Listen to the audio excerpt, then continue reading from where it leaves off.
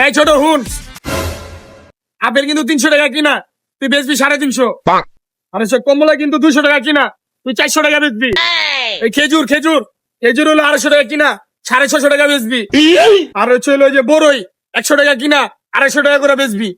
আর এটাই মনে কর 200-300 করে কিনা যায় কমলা। এই কমলা কিন্তু কিনা হচ্ছে হলো 250 টাকা, 550 টাকা বেচবি। সব বাড়ায় বাড়ায় বেচতে হইব কিন্তু। কে ওস্তাদ এত বেশি দামে ব্যস্ত হবো কে? এই বেটা তুই এত বেশি কথা বলছিস কি লিগা? তুই মহাজন না আমি মহাজন? এমন রমজান মাস, এগুলো দাম বাড়ায় না বেচতে পারলে লাভবান হইতে পারবো না। আর ইফতারির সময় এই ফল ফ্রুট লাগবেই, আর এটা খাইবই মানুষ। সে লিগা দামটা আমরা বাড়াই কমু, আর আমার ব্যবসা হলো লাভবান হমু। আচ্ছা মহাজন দাম বাড়া বেচবো। ভাই আপেলের কেজি কত? ভাই 350 টাকা। ভাই এত দাম কে? ভাই রমজান মাস তো, সব জিনিসের দাম বেশি। আচ্ছা ভাই তাহলে 1 কেজি আপেল দেন। এই ছোট হুন, 1 কেজি আপেল দে বাইরে। আচ্ছা দিদাজি, এটা মাপ দেন ওস্তাদ। কই দে।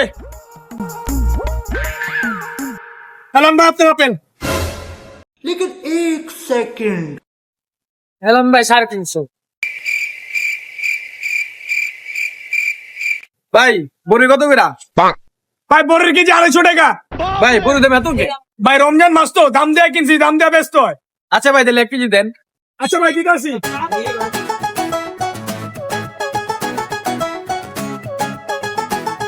কোন ভাই 1 কেজি হইছে লোন। আচ্ছা ভাই ঠিক আছে, আবার আইন। হ্যাঁ ভাই। এই ছোট, আজান দিছে, আমি নামাজটা পড়াই। তুই দোকানে বল।